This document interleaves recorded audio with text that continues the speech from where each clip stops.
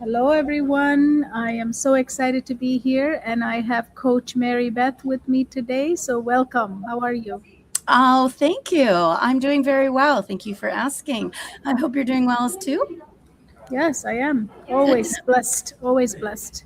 So, today I wanted to talk to you about you leaving teaching and where you're at, and what you see different as a coach, right? But before we get there, though, I always like to bring ourselves here and now because I don't know about you, but a lot of us love to think about the past and we like to think about our future, except we're not here and now in this space, right?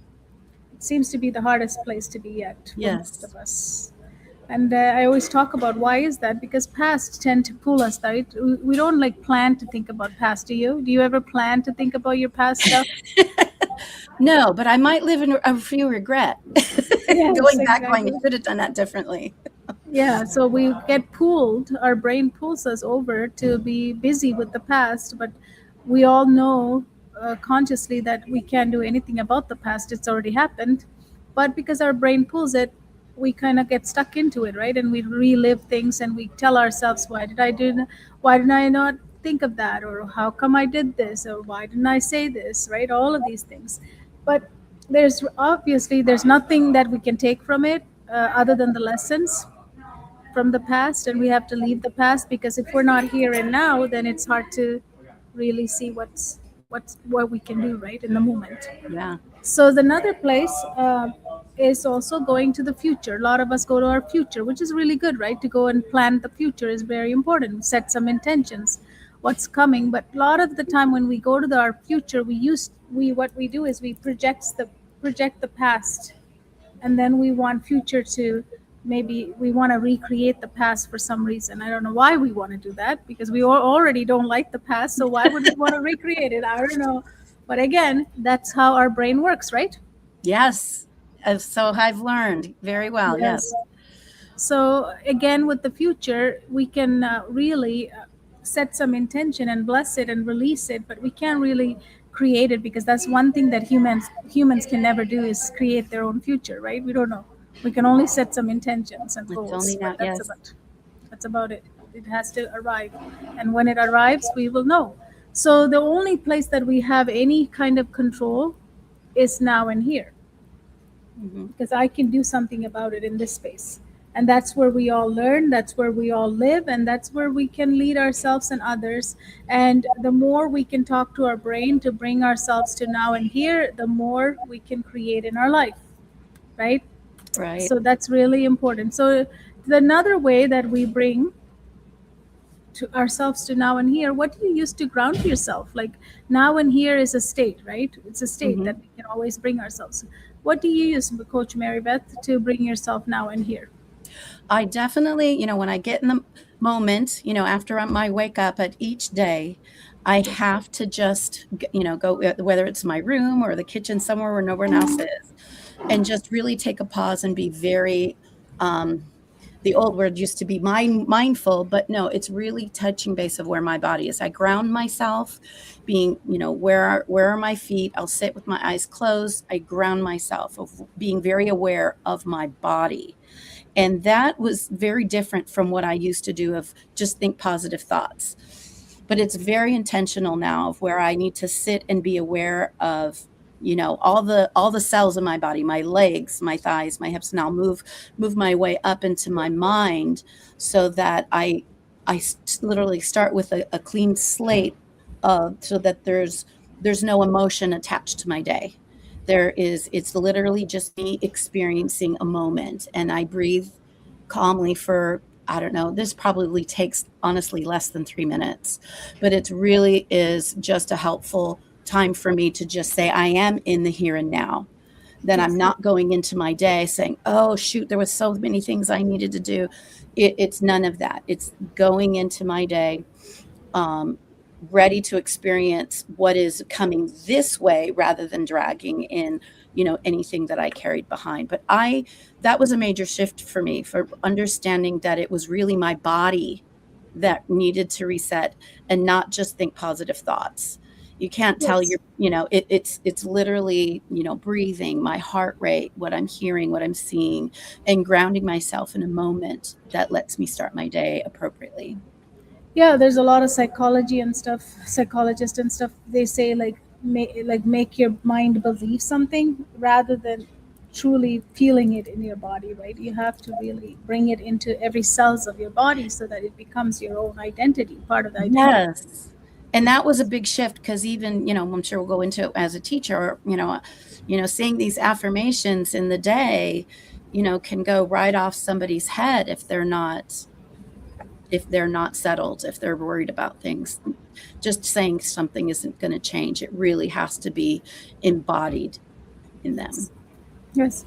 So is there a breathing technique you use along with this when you're doing this to ground yourself? Since becoming a coach, I know that there's lots of different breathing techniques, but I just go through the 4 counts in, count 4 counts, and then exhale 8 counts, and I so love that that. actually calms me. So it's 4, 4, and 8 for me.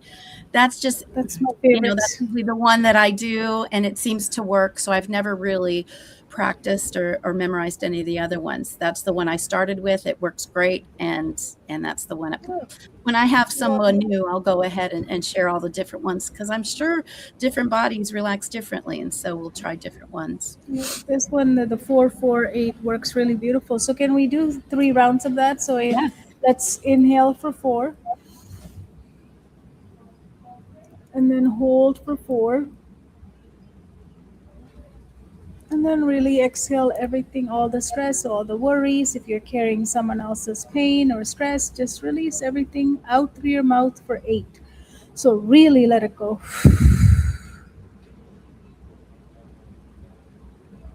Okay, inhale for 4, hold for 4, and then think about all the things you've been carrying all week long, all day long. Just let it go through your mouth. Out it goes. Like really push it out because you don't want to carry anything in your body that doesn't belong in your body, right? So we don't want to stuff it. Our body is not for stuffing things. Let's do it again. Inhale for 4, hold for 4, and can we really exhale for 8? Like through everything. Like drop your shoulders, drop your anything that's feeling painful or stressed. Let it go through your mouth. Sometimes we carry our families, sometimes we carry our loved ones. These are all things that we have to let go so that we can be here and now. So, breathing is a powerful way to bring ourselves here and now, right? It Yeah. works beautifully. It works beautifully. And how are you feeling now that you did that, Mary Beth? Yeah. I mean, it really, and there's something about having somebody else talk you through it. When I Yes. do it myself, I'll do it, but there is a tendency, and that's why this does take practice, to just, okay, I did. But when there's something to Hmm. listen to, like somebody else's voice or even music, it makes it much easier and much more beneficial. Powerful. Powerful. So, what did you believe about behavior and learning as a teacher when you were a teacher? What did you believe about Oh, as a behavior and learning? young 20-year-old, and as a teacher, we go through all those trainings of class discipline and class behavior reinforcement and classroom management. And we take the classes that talk about rewarding behavior or not rewarding bad behavior. We learned about earning stars and points and all of this sort of external reinforcement for these children. And then you go into the classroom and it either works or it doesn't work. It works for half your students and it's horrible for the others. And I mean, I almost was frustrated that in the teacher training, it really expected all teachers to be the same kind of person and all your students to be the same kind of people, so that this one type of discipline was going to work for all your classrooms. Oh, but they gave you about 5 to choose from, but you have every year you have 20 or more kids each year. It's not going to work the same. So, Yes. but doing exactly what I just kept thinking, well, is something wrong with me? Maybe I'm not using it right. Maybe I'm not using the right words. And I would have to, struggle with my discipline plan. And then, as I got older and teaching more, I just, I kind of started feeling, no, my gut, I started developing sort of a gut instinct of what would work well with these kids, because towards the end of the year you're developing relationships, and you know their background, you know why something isn't going to work for this child but it might work for another. So I honestly, I kind of did away with the charts, or I was just doing them for the sake of administration wants to see my discipline plan. But I knew it wasn't the best. And so I just sort of, something that I went with my gut in a lot of ways. And what ended up happening is that I ended up building far deeper relationships with these children. It wasn't, oh, don't talk to me. You lost a point, or you get a point for walking right. You get a point for putting your name on.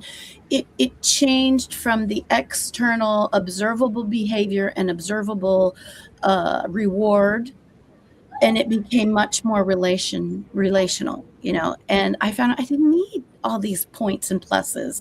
I just said to this kid, you know what, look at how far you've come. Aren't you proud of yourself for doing that? And little by little, the points and pluses and prizes, I still gave them because, I just did it out of love and I appreciated it. But it was no longer the prize for the little racer and the points for the end of the week.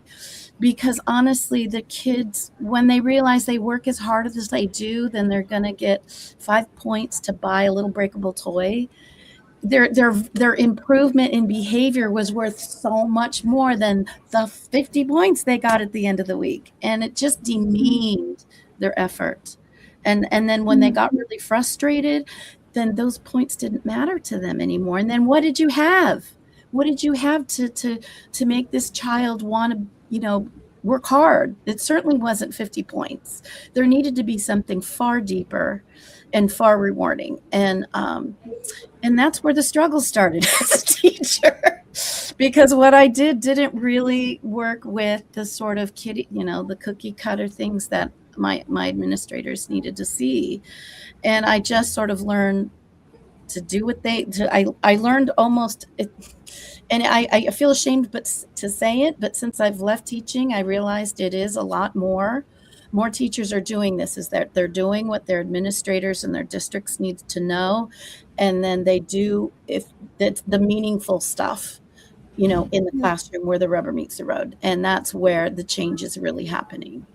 So Yes. that's when I finally was able to really connect with my kids, is when teaching, I felt like I was teaching academically, but I started thriving in the end. And when kids come back to you year after year to say hello, then you've made a difference. And that was the Yeah. reward for me. Yeah, and a lot of the time you're part of a system that is always generalized. Everyone is generalized and standardized, right? Yes. Everything you do is generalized and standardized. So there is no customization or individualization, even though every one of us is unique as we can be. So Yeah. the system is built with the assumption that everybody will learn same, even though we're all different. Yeah. And that's So kind of where this, that disconnect came with my teaching and kind of my identity. Not, I saw myself more than, you're a teacher, but when you say teacher, you can teach anything. I was an educator in the sense I was educating an academic environment and making them, learn certain, computational skills or language skills to pass that standardized test. Um, but what as the years went on, and working in inner city schools, there's kids that they don't need long division, and they don't need quadratic equations, because there was something far deeper they needed yes, before these things applied to their lives. And that doesn't mean they're not going to learn them, but they needed to learn something far beyond what the district was requiring me to do. And then came the exhaustion of trying to be the academic teacher that I needed to show that I was doing my job and following directions. And then there was the emotional end of it of, talking to parents, having kids stay after school, trying to help them with their finding them a tutor, finding them a babysitter. Sometimes it was finding them food. Yeah. Sometimes it was finding them family to lean on. So, and it became more of an educator social worker. My social worker and I worked hand in hand, and she was lovely. But there then, with this wonderful attachment that I was now building with my students, it became more emotional for me, and realizing that I couldn't be what these kids needed. And I started getting really frustrated, and I started kind of going back. If so and so isn't, if this person isn't reading at grade level, why are we not going back Yeah. to help them instead of just giving them scaffolding to help them where they are? I don't want to help them where everybody else is. I want to help them where they are. And that became much too difficult of a task for me to do just as a classroom teacher. So, So, what were you seeing in students that didn't match the effort you were giving? because what would happen is, there would be a child who would be, maybe it was something that we could work on, helping them learn. It would be amazing. And non-teachers don't get this, but I know teachers do, is those little light bulbs when they realize they just solved a problem and something obviously just connected them and said, oh, I get it. Let me do another one. Let me do another one. Let me do that. And that's so Yeah. cute. They went from, I can't do this, to give me more, give me another one. I want to do this again, because Yeah. that's the intrinsic that I wanted to see. Yeah. Then the next day, or the next chapter, when they would see that struggle, we're back to square one again. We're Yes. back to square one again. Or we get them feeling good maybe over a certain time, but something breaks at home. All of a sudden, dad's not there anymore, or mom's got to switch jobs, or we have to move and from our apartment, and I don't know where my homework is, and absences and the inconsistencies in the life of the child. I couldn't be there every moment. I couldn't be there every moment for each child experiencing their own journey in life. That, yes, I could make little connections, but it wasn't long term. It Mhm. wasn't something that they can take and then now they're great for the rest of their lives. I would see the sad child just after I saw a happy child. And I know I was giving them little bits, but I couldn't see the long-term change that I wanted to see. And I think every teacher really has that altruism inside them.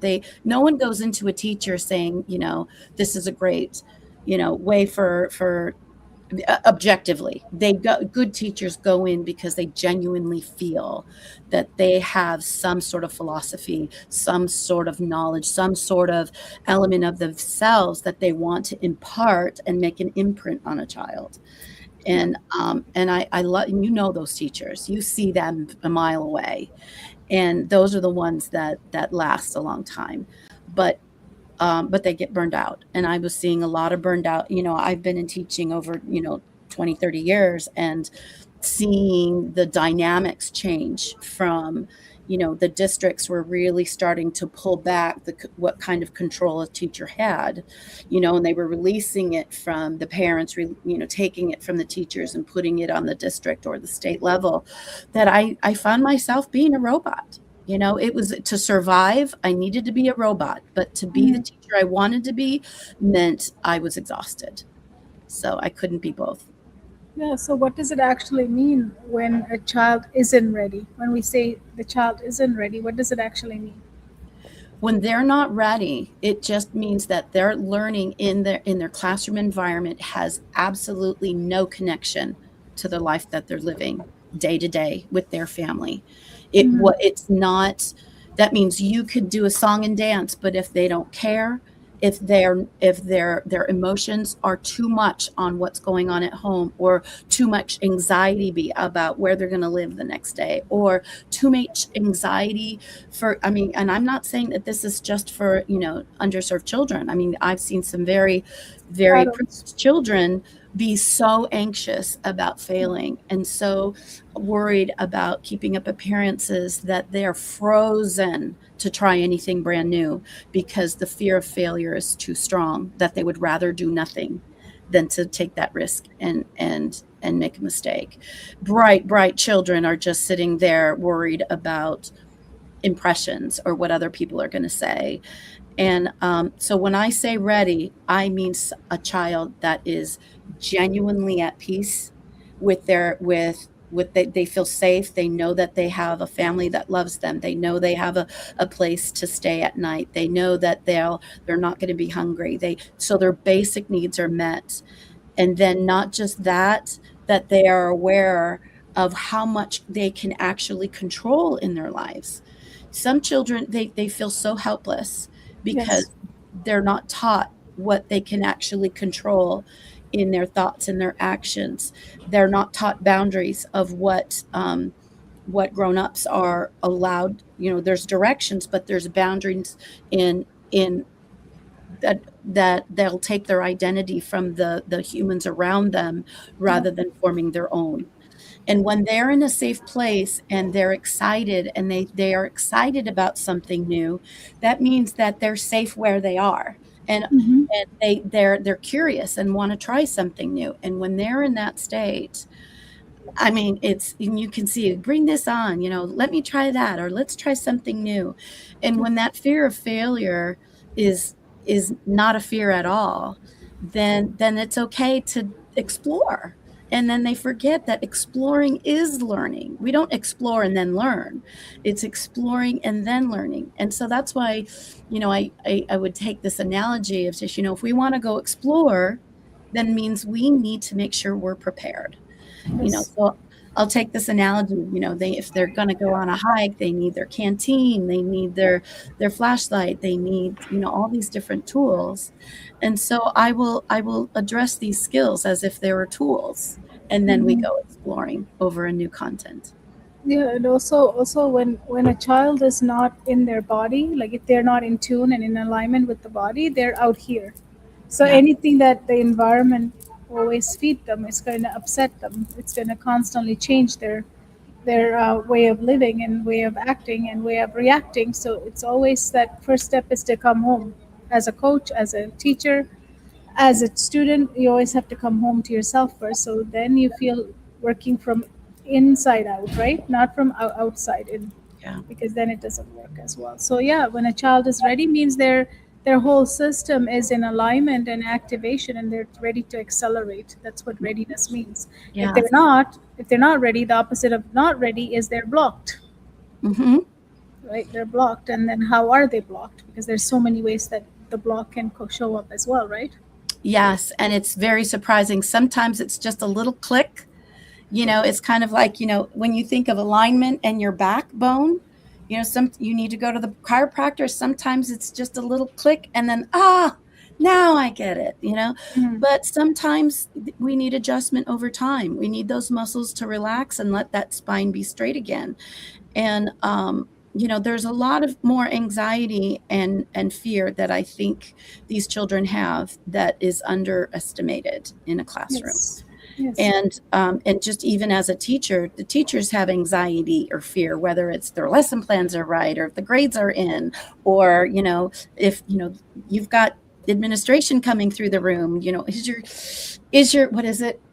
The objective is on the board the right way, is the date the right way, and it separates the relationship from the child and teacher. And that alignment is because we are pushing on these children that it's so much is stressed on performance, on getting that A, on getting 80%. What, 80% of what? Just of what I taught you, but that doesn't mean they're 80% of a child. So it, I mean, all of a sudden, like you said, something clicked and everything else started to become so trivial in the way we grade these children. And, a grade at the end of the year is not describe a child. And that's one of the hardest things to talk to a parent, is that they come frustrated that their kid is getting a D, but they're not looking at everything that this child endured through the school year, and how bright they are, how friendly are they, how helpful they are, what good genuine children they are, and then I have to give them a D because of the number of math problems they got wrong. And then having children of my own, realizing and really noticing that kids don't grow linearly. They don't grow just a little bit each day. It's up, it's down, it's little one, it's straight up, it's straight down, and we're not allowing that in a systematic organization that expects you to learn this thing at this time of day, this month, and this year at this age. And it just started to go against my philosophy, and I started feeling really uncomfortable in the classroom. So, what was one small thing that changed everything for you? One small thing that changed is when I actually started just tutoring after school. I picked this one particular child because I knew really needed help, and worked with that child for 2 hours. She would stay in my classroom for 2 hours, and it seems Yeah. forever, but those 2 hours made the biggest difference in that child, because we would do some academics, and then we talk personally, then we talk about environment, we talk. And just in the 2 months that I had that child for 2 hours each day, was making this dramatic difference. And I felt so rewarded each day. I was noticing progress with this child, because I knew this child, she was in 6th grade, and she knew she learned her multiplication tables, but she was so used to identifying herself as someone who didn't know. And so Yeah. for her to get into the headset that she does know took forever. I mean, so she needed to, I kept giving her, look at that. Look at, that. Say, I know this. I know this. This is excited. Changing the way she was talking about herself really made a difference. And when I realized how rewarding that happened, I knew I really wanted to leave teaching and doing this, but I didn't find an opportunity. Yes. So the So, opportunity, yeah, go ahead. yep. No, no, go ahead. The Finish. opportunity came unexpectedly when my parents really needed me, and I needed to go home when my father passed. And so I actually just got up and walked out of the classroom saying, I got to go. And I left, and took some personal time. And then when the opportunity came to go back into the classroom, I didn't realize how stressed I was until I wasn't teaching in the classroom. And I found you. I found you just on, and maybe the algorithm knew I was a former teacher. I was going to start substituting to have Yeah. a more flexible life, and really wanted to increase my one-on-one. And I knew it was good timing that I ran into you, and the opportunity to work with children one-on-one in a meaningful manner, and the philosophy and understanding and approach with understanding. When we say the whole child, when the principal will say we work on the whole child, no, that just means they do PE and art in addition to math and language. It's not the whole child. The whole child really is their nervous system, the way they think, the way they are at rest, and the way they are motivated to go forward.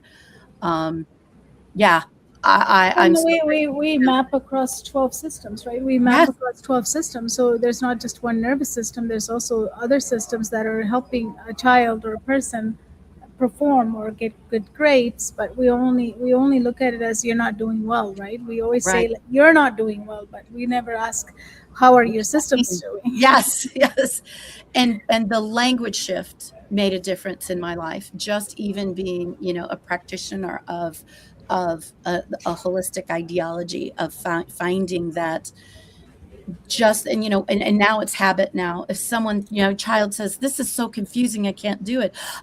You realize that that's their block. Literally the language. Just say, you know what, this is just going to take an extra minute to learn. It just Yes. means we're going to spend some time on it. Mhm. And and and you almost see their body shift too. Yes. And so I've really enjoyed being able to work one-on-one with these children. It was a little strange for them at first, getting a child to breathe when they don't breathe like the way you and I do. It's natural now to us, but Yes. having a child do it all alone when no one's looking, they feel weird, Mhm. and so it's not a change that happens overnight. It's really a new way of thinking, a new way of living. So Yeah, so what can someone listening today do to make a difference in their life? What can they start doing? Well, I would like them to be aware that your brain, the job of your brain is to protect you. Yes. And the job of your brain is to predict and analyze situations and trying to make them look familiar to what you've already experienced. So unless you let your brain go, like that reset, and Yes. tell your brain your past is not happening right now. Yes. I want them to know that when you're remembering something that's uncomfortable, your brain doesn't know that that was in the past. Your brain is realizing it in present tense. So Yes. anytime you have that fear or dread, it is because of something that's happened in the past. And your brain doesn't know to start again, to start new, like saying this can be a new experience. And so that every new experience, whenever when people say, "Oh, I know that," yeah, I know that, I'm familiar with that, oh, I've done it, chances are they've got blocks, Yeah. because no moment is the same. You are a new person every moment of the day. You have a whole list of new experiences. And when you can draw from positive experiences, you start to look for positive experiences and finding opportunities for positive experiences. So your brain starts to settle down that don't go there. Someone's going to make fun of you. Don't go there. You remember that was scary. Mhm. And just, that whole, when we learned about talking to your brain, just say, you know what? I got this now. You can settle. I'm ready to try something new. And um, so, yeah, their past doesn't define your future. The lessons that you learn need to be positive lessons, saying, now because of that, I now know that I can do this in the future. And, Yes. and speaking forwardly in being excited about what can happen really has made me realize how endless your brain has. The capacity of your brain to learn something and do something new is incredible. So what are we doing in the classroom still that's wrong now that you know this side as a holistic neurogrowth success coach? What are we doing in the classroom that's still not right? My stomach hurts now more than it did when I was in the classroom. Um, Putting those kids on Chromebooks, putting them on iPads, letting them do repetition, that's fine for maybe 10 minutes of practice. But having kids do a whole lesson and a whole unit online where there's no verbal skills, there's no sharing of experiences with your friends. If you're talking about westward movement and you want to talk about it, you want to connect with the people around you who've already had experiences of traveling, of migrating, of doing that. And we're disconnecting even farther and farther the more we're using a computer for our learning. And Yes. I see it moving in the classrooms, but holding everybody to the same standard at the end of the day is unfair. It really is. I mean, if I could now, I would assign every single student their own person to learn, Yes. their Yes. own little coach to learn, because that Independent. person can adapt according to the child. And that's what true learning is. It's not, and I used to think this way, you bring the child up to the standard, right? You do whatever it is to make the standard. No, the child is the standard. The Yes. child is the standard, and you adapt your learning so that way the child grows one step at a time instead of you asking them to go jump over a lake before they're ready. You Awesome. know, Yes. so So baby important. steps. So important. Yes. We have to look at, are they ready to learn, right? The big question is, are they ready to learn? Are they in an environment that's helping them learn, right? Even like environment affects it too, like feedback from the environment, right? Yes, I Like, mean, when I say you need to find out where that child is, that's where you're finding where they are. yes. How fearful are they when they come and don't want to talk to anybody? Why is that? What are their nerves? What are their biggest concerns? And not until that fear and anxiety is taken away would they actually be ready Yes. to get in new information. It won't stick. They may do it for a test on Friday, but it's not going to stick because it's not meaningful. it's not connected to who they are. Yes. So, what are like maybe three things that have changed you as a teacher? Now you're a holistic neurogrowth success coach. What are some three things that you Wow. definitely How believe? am I supposed to pick three? That's not I fair. don't know. I Well, just kind of giving you a little frame here, yes. framework. I think the biggest thing for Just one. me was Yeah. permission to let go, Mm. go of expectations and define my own. Yes.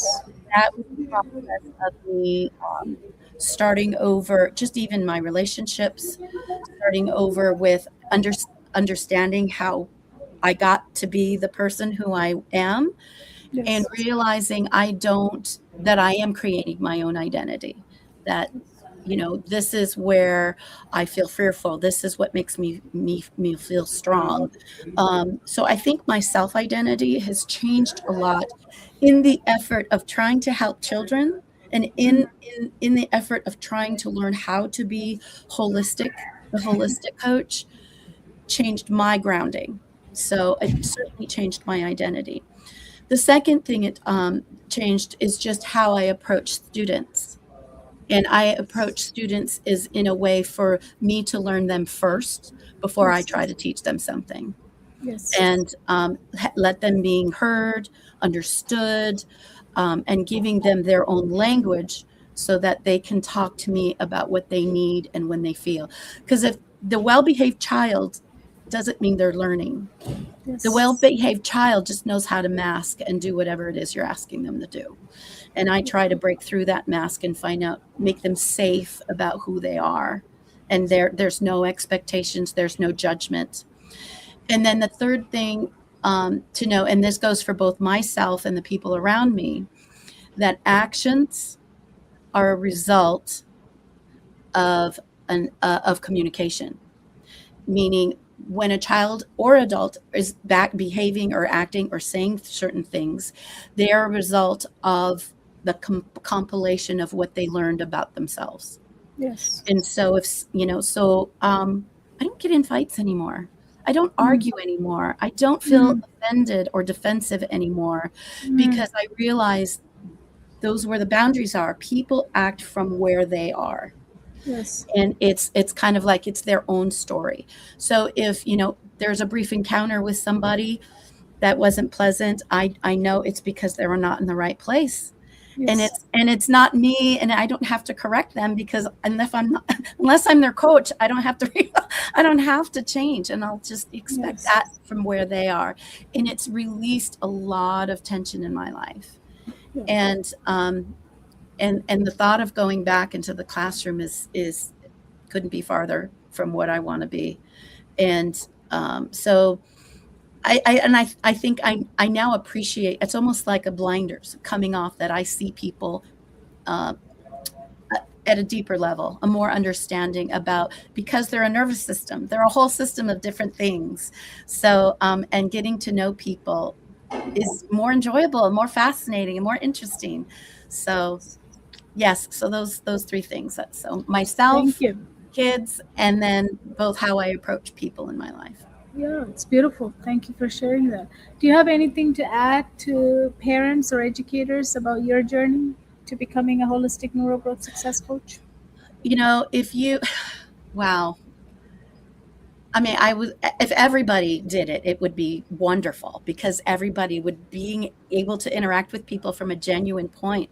But I would say, if you find yourself repeating patterns that are unhelpful, if you find yourself talking to children over and over again and nothing's changing, then that is a block to what, then something is blocking whatever is here and now and what you want to happen in the future. That they're definitely tap into, as a parent, find a coach that can actually talk through all of these things. We talk about, finding them a counselor. Counselors only handle one or two of the nervous systems. If you go to a therapist, maybe they do three or four and maybe prescribe medicine. You go to a doctor, they're only going to talk about the physical aspects of your life. And there's just so much more. to a child.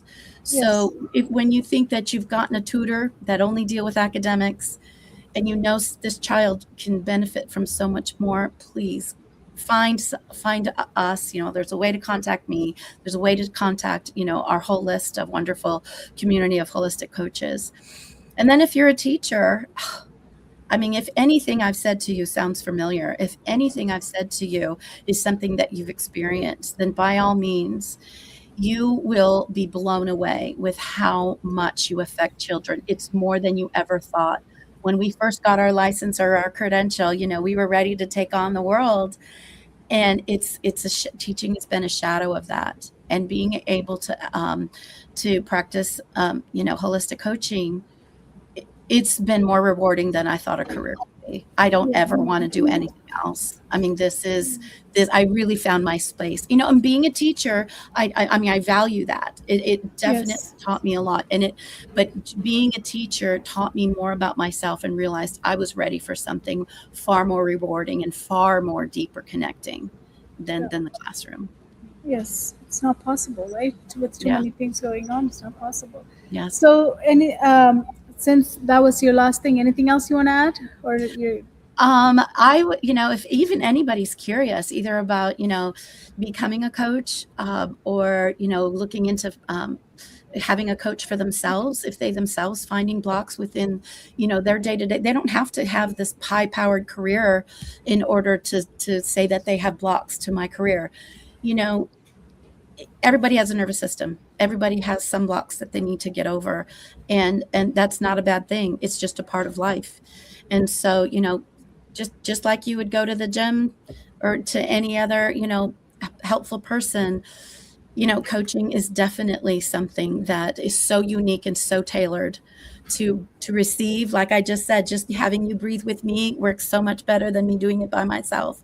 We Yes. can't perform surgery on ourselves. It's so helpful to ask somebody else who has the knowledge about all these elements of a human being to come in and find out where the difficulty is, no matter where you are, full career, home, no kids, 5 kids, 10 kids. There's something to be had, either in it for you, in it for your kids, or in it as a coach yourself. There's definitely someone to help. Yeah, absolutely. And you can find Mary Beth, all her information on all the socials. Plus, I will have her information here as well underneath this video. So, thank you so much. Thank you. And that is such a lovely conversation I had, because it's not just about kids being ready, but also looking at the environment and also looking at the people that are helping the child or the student, right? Because if I'm not home, I'm not a good help for anybody, right? I need to be home Right. first. I need to be Yes. home first. So that's the beautiful part about Readiness OS. So if you have any questions, send them in to us. If you have any comments, share them with us. Otherwise, you know where to find us, and we will see you tomorrow. Anything else, Mary Beth, before I hang up? No, it has been a pleasure talking with you. It's been a wonderful relationship we've had, and I love all our coaches too. It's I do been a too. very blessing to be a part of it.